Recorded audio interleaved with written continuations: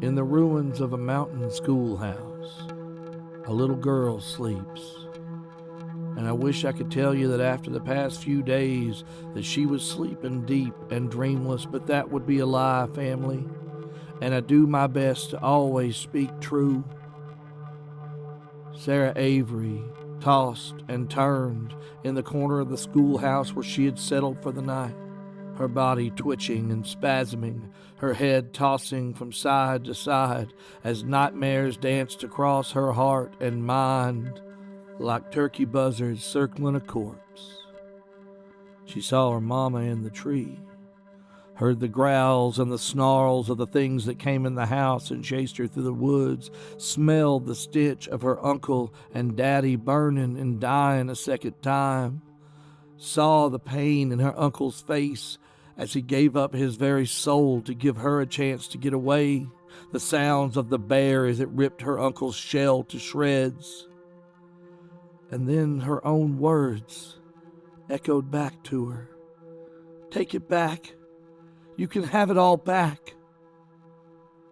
Who was she even talking to?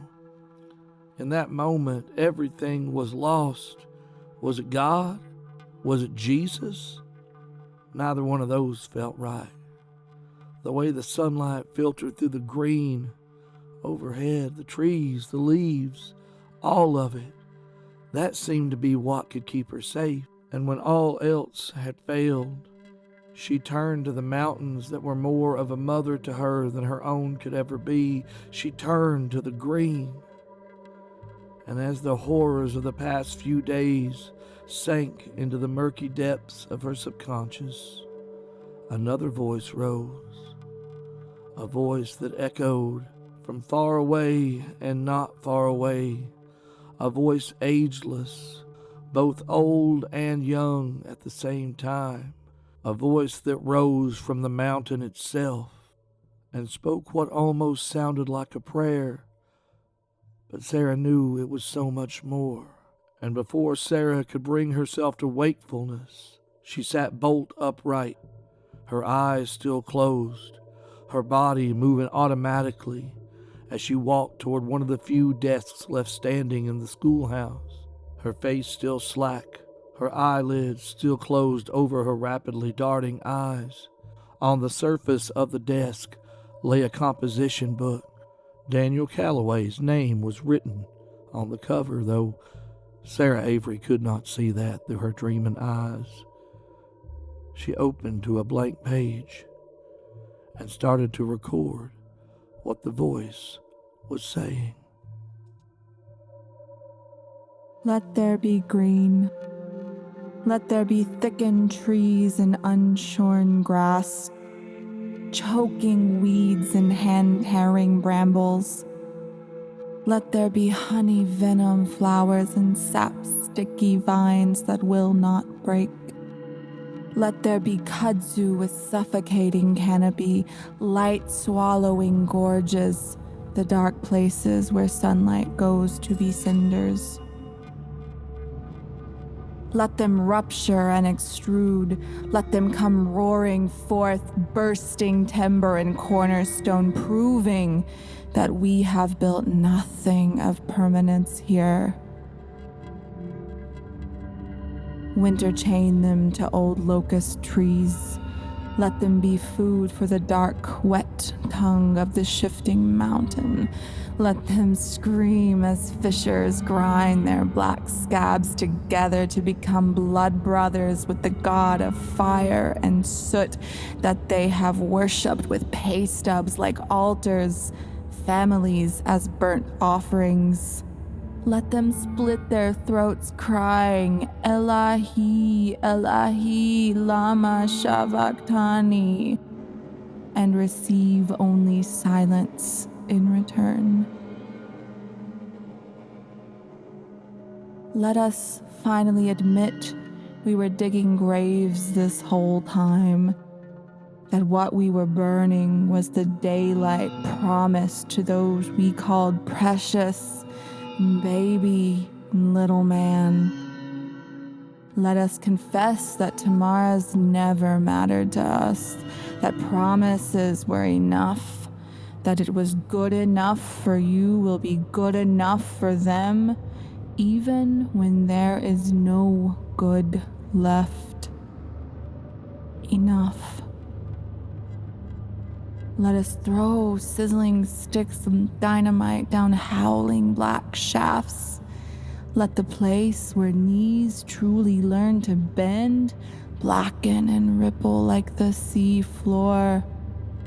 Let the monstrous stone throats finally choke. Let these temples fall because their god is dead, had been dying for decades. Let us mourn him properly now. They do not need our darkness to burn anymore. So let us end this. Let there be green, great looming swaths of endless breathing mouths. Let them sing of our absence. Let the cities go dark for the lack of our smolder.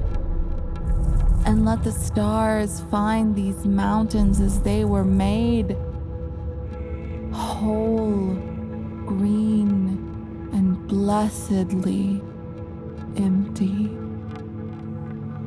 And with the last words scritched into the damp paper, Sarah Avery calmly replaced it in the leaves of the composition book, closed it, smoothed the cover with her hands, her eyes never opening, her face never changing. The air in the schoolhouse was still and calm. The rain had long since stopped, and a cool wind blew now. Sarah stood, walked calmly back to the corner where she had been slumbering before, laid back down, and promptly faded into a deep and dreamless sleep that she so richly deserved.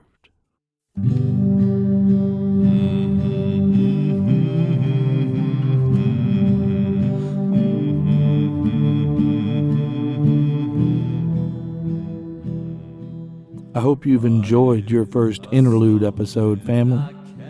We're going to say goodbye to Sarah Avery for a little while, but you'll find out real quick, in our Appalachia, goodbyes don't last that long.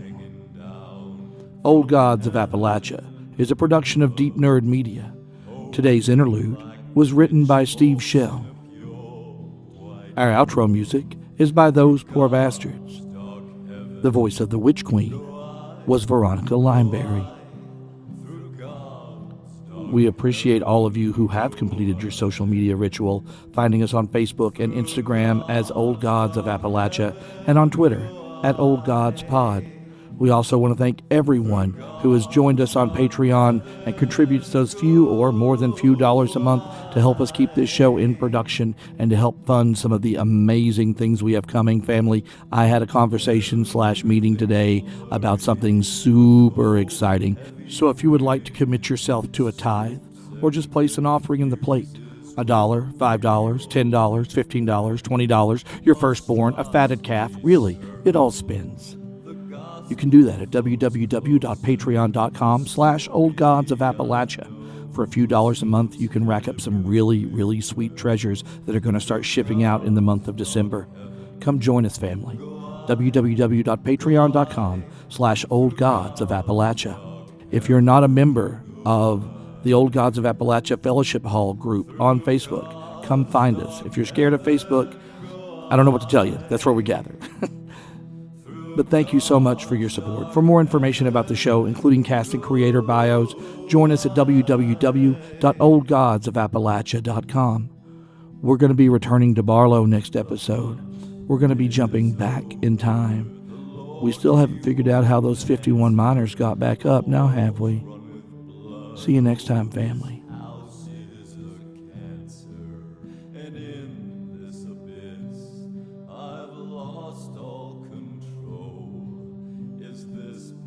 To